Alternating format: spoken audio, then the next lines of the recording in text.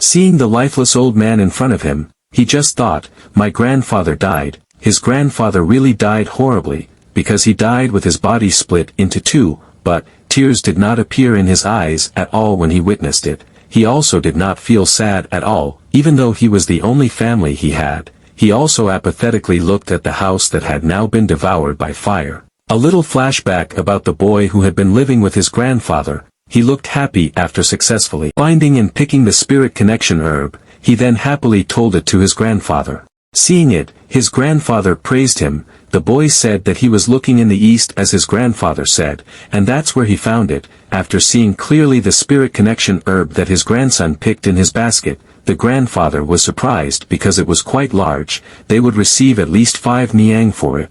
Nyang was Korean currency in ancient times. The boy said there was a fox's den next to where he found this herb. But the mother fox was not there, only her babies. Hearing that, the grandfather then asked if he killed the babies. The boy was surprised to hear his grandfather's question. He was confused why he would do it. He felt that their mother might be sad if she came back and saw all her babies had been killed. The grandfather was relieved after hearing that. He also praised his wise behavior. He then told his grandson to keep the herbs he picked and eat dinner. The boy understood. Seeing the boy who was about to leave, the grandfather suddenly called the boy named Jeong. The grandfather asked could he promise him for one thing. Hearing that, Jeong then confusedly asked what it was. The grandfather said, the nature that he hid inside him. The grandfather asked him to never show it to anyone. Ending the flashback, Jeong could only apologize to his dead grandfather, because he felt he could not keep that promise. Jeong then immediately took the scythe that was nearby,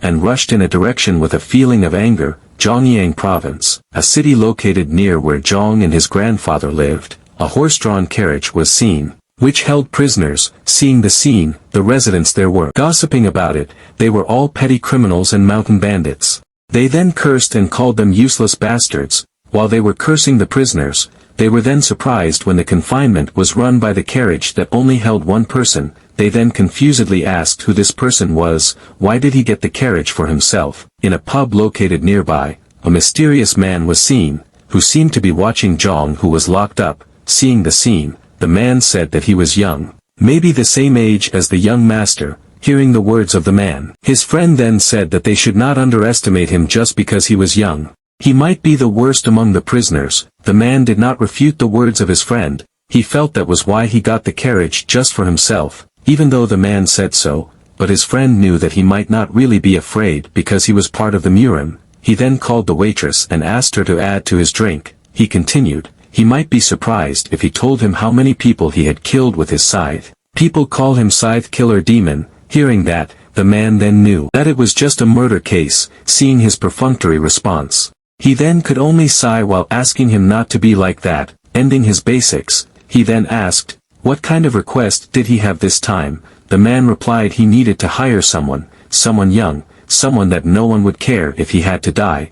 But he was then surprised when he saw someone throw a stone, which then hit Jeong right on the head. After throwing the stone, the person then said to Jeong that he deserved more than God's punishment. They could only be stunned to see Jeong being cursed by the residents. There was absolutely no response from Jeong when he heard the cursing. The man was then shocked when he clearly saw Jeong's expressionless face, even though his forehead was covered in blood from being hit by a rock. His friend was shocked when he saw Jeong's face. He was beautiful enough to be mistaken for a woman. He could only lament that he killed a person with such a beautiful face. In the midst of their shock, the man suddenly said that he no longer had a request for him. He was then surprised to hear that. He then scolded him because he was the one who called him here, but the man did not respond at all and just left. After leaving the pub, the man then glanced at the cage that imprisoned Jeong. He also thought he had finally found it. He was the perfect candidate.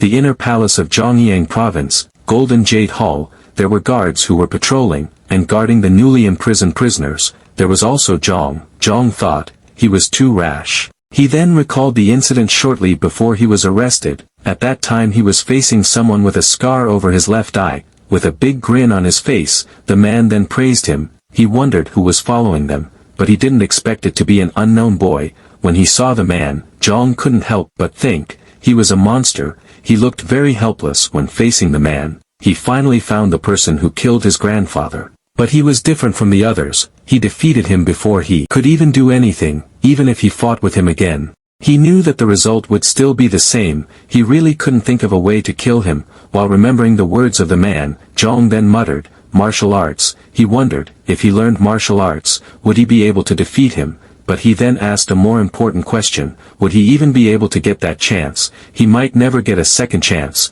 In the middle of his musings, a smoke suddenly appeared enveloping the prison. Jeong was then surprised to see that. He then wondered if there was a fire, but immediately denied it. This had a different smell from fire smoke. He had smelled and eaten various herbs while living with his grandfather, so he then immediately knew the ingredients that formed the smoke after smelling it, including lizard tail, parsnips, valerian root, birthroot. These ingredients are commonly used to make sleeping pills, and sure enough, when the guards inhaled the smoke, they then simultaneously fell, and lay asleep on the floor. Now the prison was completely unguarded. And as Jeong continued to inhale the smoke, he then closed his eyes and seemed to fall asleep too. Shortly after that, someone then entered, and headed for the cell that housed Jeong. After making sure Jeong was unconscious, the person then broke the handcuffs that shackled him, but the person was then surprised, when Jeong's eyes suddenly opened and looked sharply at him. Taking advantage of the person's surprise, he then kicked the person's stomach, and immediately ran away from there. He didn't know what happened, but he knew this was his chance. He was able to stay awake thanks to how bad the combination of all the herbs was. But he was then shocked. When the person was able to quickly arrive behind him and poke his back several times, the person said that if he poked his pressure point, he would not be able to move now. Jeong could only be surprised to hear that. He was also confused since when he managed to chase him, he asked if this was martial arts. In the midst of his confusion, the person suddenly attacked him, which made him thrown. Jeong was then convinced that the person was a martial artist. He also wondered if he was the person who killed his grandfather, but he immediately denied the allegation. Their appearance was similar. But that bastard had a scar on his left eye. In the middle of their feud, a person with a hood covering his head then entered and called the person named Guard Cam. He also asks if he is the person he mentioned before. Seeing him enter, Guard Cam then respectfully said that he had told him to wait outside. Hearing that, he only said that he had never been inside a prison before. He always wanted to see it at least once.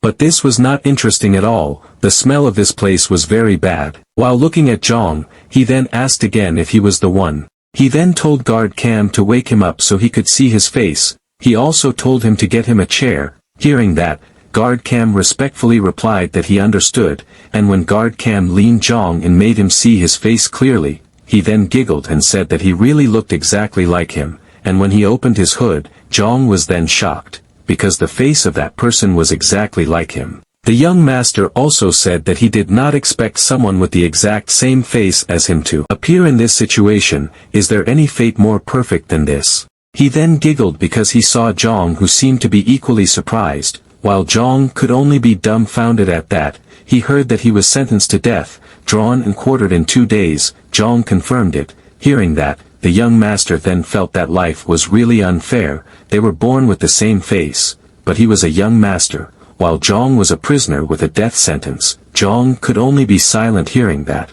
The young master then said he would give him a very rare chance, the chance to become the third young master of the great Mok Sword family. The chance to become his stand-in, Mok Gyeongwoon. Jeong was then surprised to hear that. Gyeongwoon continued, it wouldn't be difficult. He would be confined to the Mok Sword family manor, with delicious food, pretty servant and a comfortable bed. He would be able to enjoy everything he never had so far, and once it was over, he would receive a lot of money, so he could go anywhere as a free man. Jeong was silent for a moment hearing his offer. While taking out a red pill, Guard Cam said if he wanted to do it, eat this. Seeing that, Jeong then asked, is it poison? Hearing his question, Guard Cam then asked if he thought they would just trust him when he was a prisoner. If he successfully completed this job, they would give him the antidote. So he then asked again, would he do it? Seeing the pill that was handed to him, Jeong couldn't help but think, Grandpa, I have been given a second chance, and he then opened his mouth wide, seeing Jeong, who swallowed the pill.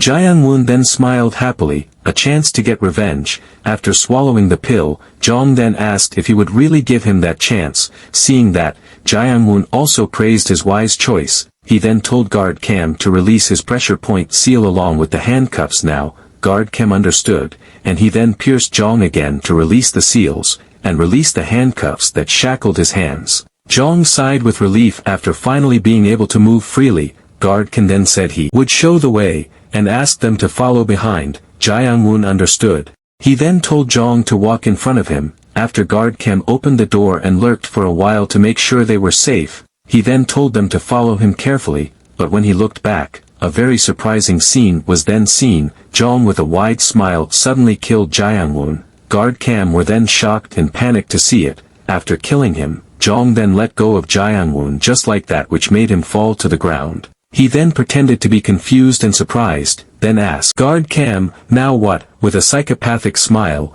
Jeong then said that the fake was dead now. Before the Scythe Killer Demon was detained, a building that was devoured by fire was seen, and the screams of the residents were clearly heard. It was because there was a psychopath who was carrying out his massacre there. They then frantically fled when they saw the psychopath running towards them. The psychopath was Jeong. He smiled very broadly while carrying out the action. Strangely, he felt this was fun. He killed all of them who he thought were related to his grandfather's death. The emotion he clearly felt when killing these people was a sense of pleasure.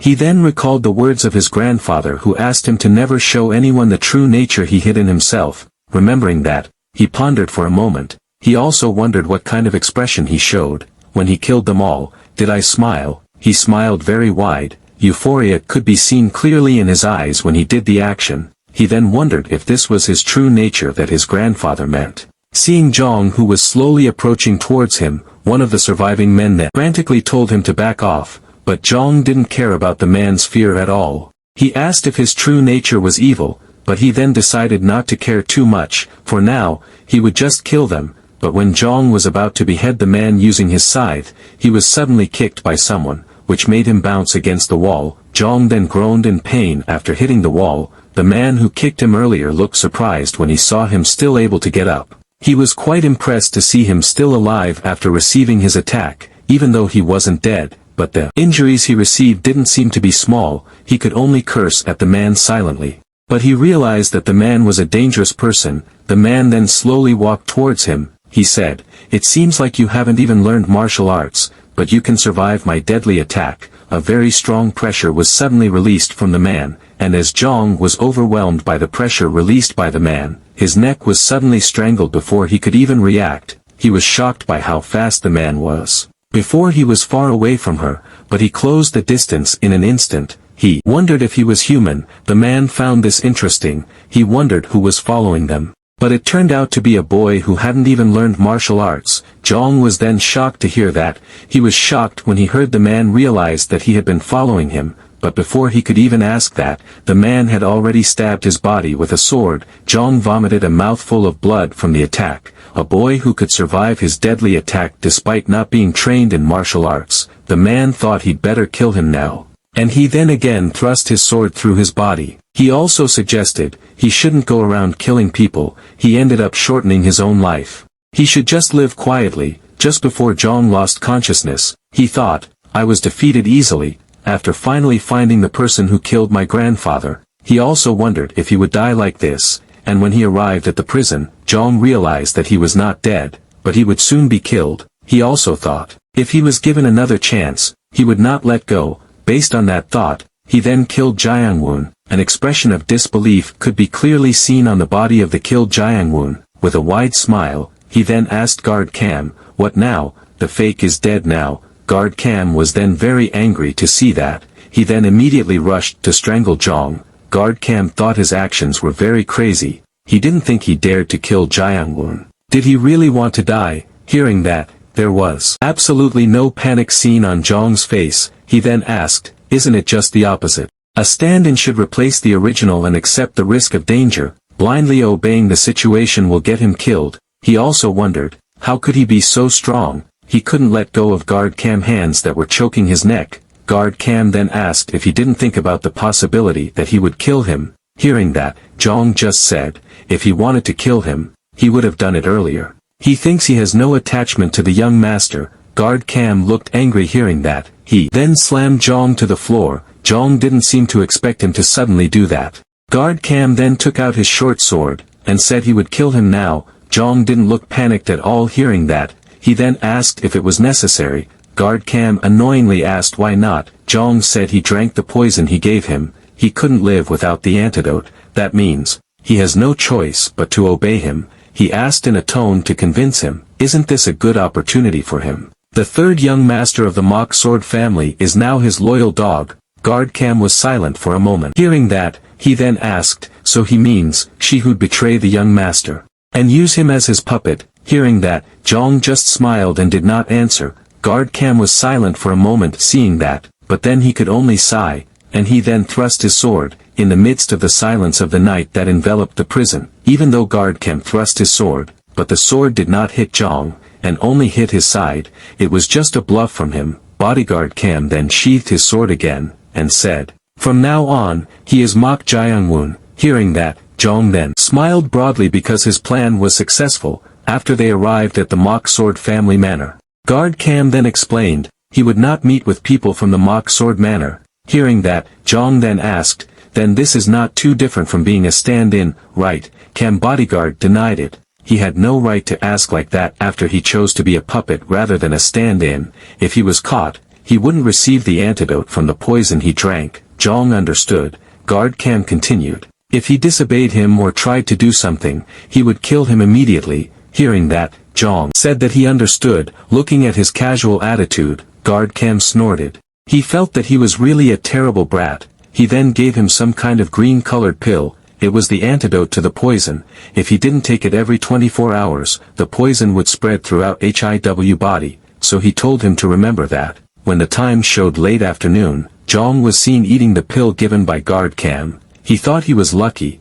He could survive the stab wound alone was already a miracle, but he was also given a new life. He thought maybe this was his grandfather's help so that he wouldn't die too soon. He also didn't intend to die too soon before he could avenge his grandfather's death, so he silently asked his dead grandfather not to worry. Talking about revenge, Jeong was sure that bastard thought he was dead, because the corpse of Mok Gyeongwoon who looked so much like him now might have been found. And regarding martial arts, he was told that this was a martial arts clan. He would pretend to be the third young master here and practice martial arts. Then he would look for the bastard who had killed his grandfather, and kill him the same way he killed his grandfather. Jeong smiled widely as he thought of the possibility. At the Mok Sword family manor, it was at mealtime. Jeong was still thinking about him who could miraculously avoid death. Not only that, he even got the opportunity to learn martial arts. But, he then glanced at the door. There was a guard left by Guard Cam with him to monitor him.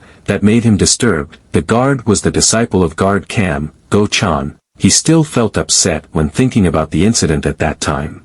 He didn't understand why Guard Cam was so wary of a boy who hadn't even learned martial arts. At that time, he was shocked when he heard the news from Guard Cam that Gyeongwoon had been killed by Jeong. He also asked how about the plan, but Guard Cam immediately told him to shut his mouth. His voice was too loud. He realized that. Bodyguard Cam said that it didn't matter. His role wouldn't change. He told him to watch Jeong as planned and make sure he didn't leave this place. He would think of another plan for a while, then they would throw him out. Go-chan was then surprised to hear that. Guard Cam said they would do that and side with others. Hearing that, he then asked didn't he say he had given him poison? It would be hard for him to disobey them. The reason they chose the third young master from the beginning was because, but before he could finish his sentence, Guard Cam immediately cut him off and said that he was not like that. Go-chan could only be confused to hear that. Guard Cam said he was not someone who would obey. He was a prisoner with a death sentence. And he managed to kill Mok Gyeongwoon to take his place. He was quick to respond to someone who was about to die. He realized that Jeong was dangerous, and getting involved with him would not benefit them. Go-chan could only be silent to hear that. He then irritably thought what was so special about a boy who had not learned martial arts and even consumed a poison. Although he felt annoyed, but he could not defy his teacher's orders. Jeong was silent for a moment after looking at Go-chan who was guarding outside the door. Guard Cam did not tell him why they needed a stand-in. He just put that one person on guard and left. He was here not long, but he began to understand the situation of this place. What he immediately felt was that this place was not so dangerous that they needed a stand-in. Actually, he could say this place was quite safe. That meant they had other reasons so they needed a stand-in. He then knocked on the table and thought, does he intend on not telling him anything even when they need a stand-in? With a smirk on his face, he then immediately denied the conjecture. He came to a conclusion. Guard Cam intends to change side, after guarding outside the door for who knows how long. Go-chan then looked asleep, but he was soon surprised when Jeong suddenly opened the door. Seeing him come out, he then asked if he needed to go to the restroom or something. Jeong replied no, he just wanted to get some fresh air. He also had a question he wanted to ask him. He asked if he wanted to come with him. Go-chan was silent for a moment hearing that. He then angrily told him to shut up and go back inside unless he wanted to see blood. But Jeong was not at all afraid of his threat. He said he didn't think anything would happen if they kept it a secret, but before he could finish his sentence, Go-chan suddenly grabbed him by the shirt, and slammed him against the wall. With a threatening expression, he said, it seems he forgot his place. There was nothing in it for him if he upset him, so he then told him to go back inside. Jeong was not at all afraid to hear his threat. After a moment of silence, he suddenly said, he must be weaker than Guard Cam. Go-chan was then confused and surprised when Jeong suddenly grabbed his shoulders. Amidst his shock, Jeong then slammed his body to the floor, and locked his body. Not only that, he also pierced his body. Go-chan was then shocked when he suddenly couldn't move his body. He then came to a surprising conclusion. Could it be that he sealed his pressure point? He then wondered if this bastard was hiding the fact that he had learned martial arts. Jeong was surprised to see that Go-chan was still able to move his body slightly even though he had sealed his pressure point. He then pierced his back again to seal his pressure point.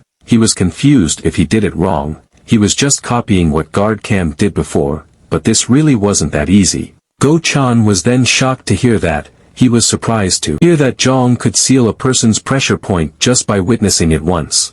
And it was at that moment that he then realized that his teacher was right. Jeong was a dangerous person. Seeing him who wanted to pierce his back again, Gon-chan then asked if he had forgotten about the poison. He knew he certainly wouldn't forget, that he would die if he didn't neutralize the poison regularly. He would bleed from all the holes in his body and die very painfully. Go-chan then asked again if he wouldn't let go though. But before he could finish his sentence, his mouth was suddenly held by Jeong, which made him unable to speak properly. Jeong then bit his finger, which made blood come out of the wound. Seeing that, Go-chan then asked what he was doing. Jeong almost forgot the poison. Go-chan was then shocked and panicked when Jeong dripped his blood into his mouth. He realized that his blood was poisonous. He then frantically tried to spit it out. He had to circulate his inner energy. He had to remove the poison by circulating his inner energy. Seeing him frantically trying to remove the poison in his body, Jeong said, he had tried various poisons since he was a child while looking for herbs with his grandfather. At one point, his blood began to have poisonous properties. Go-chan couldn't do anything when Jeong kicked him in a condescending manner. He could tell what herbs were in something just by smelling and tasting it. Most poisons didn't work on him, so he didn't need a neutralizer. Go-chan could only freeze in fear seeing his sadistic nature. There was something he wanted to ask him. Jeong asked, can he tell him about the Mok Sword family? By the way, only he can neutralize the poison from his blood. He is sure he will be very helpful. Hearing that, Go-chan then trembled in fear and thought that he was a demon. In the main hall of the Mok Sword family manor, the family patriarch's room, there was an old man lying on his bed. He seemed to be infected with an illness. He was the patriarch of the Mok Sword family. Seeing the condition of the patriarch who did not recover, the healer who took care of him was confused if there was really no solution. He had recalled all his knowledge and experience and used all kinds of herbs, but he could not find the cause of his illness. He was very worried about the patriarch's current condition. He also thought, the patriarch should have chosen an heir before, the 4 sons of the Mok Sword family. The patriarch did not mention the heir before he fell ill. Thanks to that, the situation in the Mok Sword family residence is what is commonly referred to as the silence before the storm. If the patriarch dies, his sons will shed blood trying to get his position. His first wife was very fond of the first son. No one knew what she would do to secure the position for him. In the midst of struggling with his thoughts, the healer was then surprised when he noticed a woman entering the room. She was Lady Suk, the patriarch's first wife. Lady Suk then asked him about the patriarch's condition. Seeing her enter, the healer then greeted her. Seeing him who did not answer her question, Lady Suk then said that she asked how he was. The healer then apologized. His knowledge was still lacking. He could not figure out a treatment for him. He could only call this very strange. Lady Suk could only sigh disappointed to hear that.